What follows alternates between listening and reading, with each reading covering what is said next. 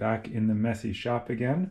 I'm going to take a quick look at the Wahoo Elemnt V2 bike computer.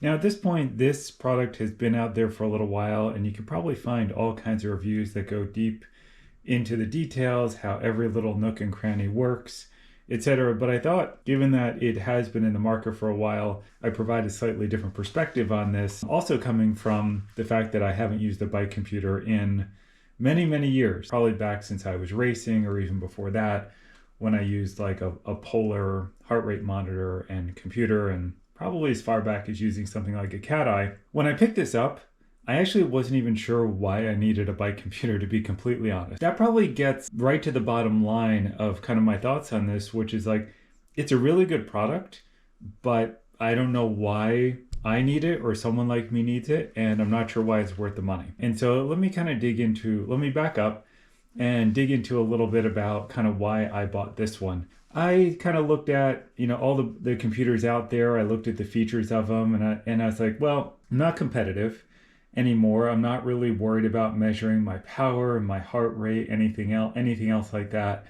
I have an Apple Watch, and that's usually good enough.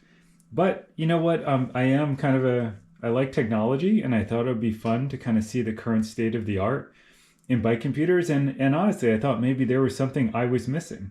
And I like to play with technology and see how it changes things for me. And sometimes it works out and sometimes it doesn't.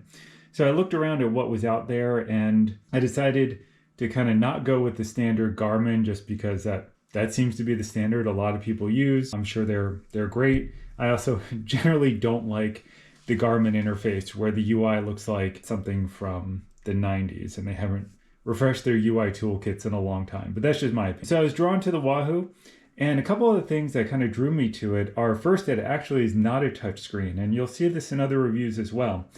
And I like the idea that it was just, there's simple navigation buttons here, and then on the side, and then on this side, which allow you to navigate through all the menus. So not going to worry about like, oh, does the screen work when I have gloves on, or all this, like the kind of things you would with a cell phone. I also thought it would make the device simpler, keep down costs. And so what there are these buttons, and then on the side, there are LEDs on the left side and the top. And you can see, as I'm paging through the data here, the LEDs at the top kind of show things. And then as you're riding, the LEDs on the left side will go on to show you navigation and things like that. So you can do all kinds of things. You can pair sensors to this, like you can pair a heart rate monitor. You can connect it to apps like Strava, which I've done. As a side note, one thing I haven't been able to successfully do is pair this with Apple Watch as a heart rate monitor. I think there are some apps which you can get which will provide a connection, but I think they're incompatible protocols. So if you want a heart rate monitor on this, you're probably looking at purchasing an additional heart rate monitor strap, which is extra money. And speaking of money, this thing was $400. $399 I think was my purchase, plus tax, $415.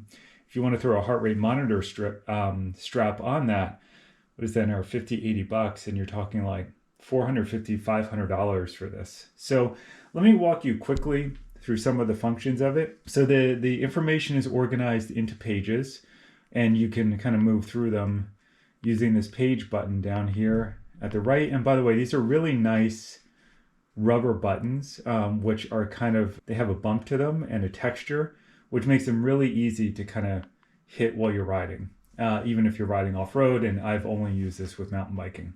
So you can page through the data, and you can set up the data pages in the app, and the app drives most of the configuration of this device. So here you can see basic stats about the ride, how far we've gone, what time it is, of course, ride time, ascent, the current grade. I think I can maybe able to get that.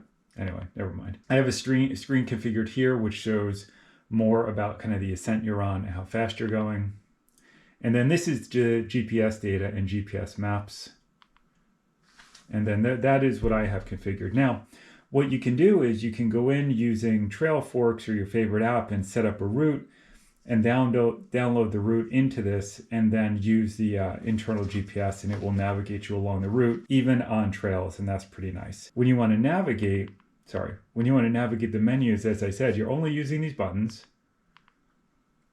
And so if you're looking at a map, and I'm inside and the GPS isn't particularly good right now, But remember, there's no touchscreen, right? So if you want to navigate, what you're going to need to do is press this button, and then the side buttons here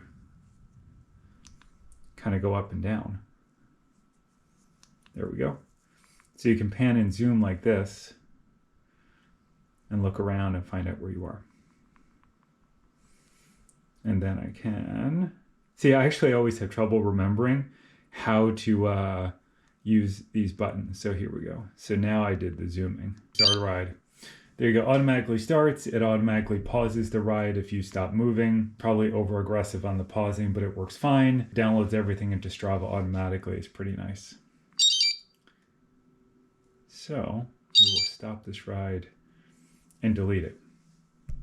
And so, like I said, that is super quick. I'm not going into kind of all the details and capabilities of this thing, but let me kind of jump back to kind of what I said up front.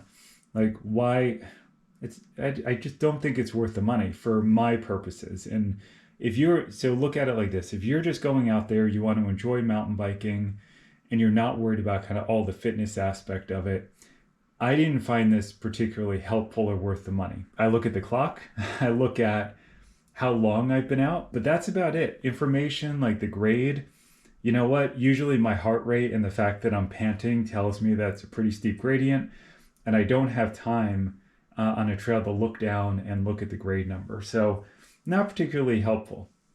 Now, one of the things I did buy this for was the navigation capability, just in case I wanted to set up routes that I didn't know and I was on trail systems I wasn't familiar with, that I thought it would come in handy. To be honest, the 2 times I've used that capability, it's pretty much been a disappointment. I found the maps hard to read and hard to use. And in one particular case, I was out with a friend in the Hawes Trail system. You may have seen my video on it. And I set up a route that we were following, and I cannot make heads or tails of what the maps were showing in this thing. Like I'd have to stop and look at it. It wasn't like easily glanceable information. What we found was when we would actually stop, he'd take out his phone, he'd open up trail forks, and we quickly figure out which way we needed to go, and kind of off we went. So for kind of glancing down at the map and seeing like, okay, yeah, I need to make a right up here or a left, I found it very hard. Now I'm sure with practice and time, you would learn how to read the maps. It would become straightforward, but it just wasn't, to me, immediately user-friendly and obvious. Now, to be fair, what it did do well was it would kind of give you like prompts to turn. It'd be like, okay, in 500 feet, turn left or turn right. And it would tell you the trail name coming up. And it was helpful and right and easy to read. It would kind of, as you're riding along, you get a little beep. The lights would come on the side, the red lights, making it very clear you had an action to take. And so as long as you were following the route and doing what it said, you didn't need to glance down and understand the map. It was fine. But when it came to actually using the map, I found it very difficult. One of the other problems was these buttons, and these side buttons, which I think are actually so great and such a great design choice, became a problem at that moment where when we had to stop and look at the map and understand where we were, like I was fumbling around like, oh, well, how do I pan and zoom and what happened again? And had to take my gloves off eventually just to move more quickly at that. And he pulled out his phone, opened up trail forks, pinch and zoom, and we figured it out in a few minutes. So if you're in a place where you don't have cell phone access, I think this would work really well. And you can navigate through the maps just fine. They're offline and great. And look, it's also, I complained about the price at $400, but I would not want to mount a $1,000 iPhone on my bike. So it is $400. It'll kind of get you out of a bind from a navigation perspective. And it's not terrible. It's not as much of a loss as a phone if you were to kind of break this in an accident. So that's kind of it. Let me just say, like, I think for someone like me that just wants to get out there and enjoy riding, I like having it, but to me, it's not worth the $400 I spent. I will keep using it.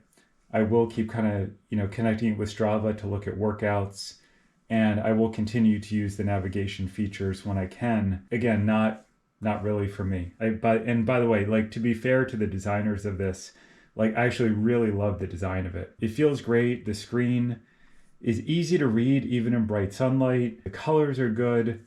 And so like they really did a good job. Like honestly, attaches to your bike well. I think it's just you have to be the right customer to spend the kind of money that this thing costs. And so if you're really into fitness, if you're training, and if you're training like and you want to connect your heart rate monitor to it, power, I think this could be phenomenal.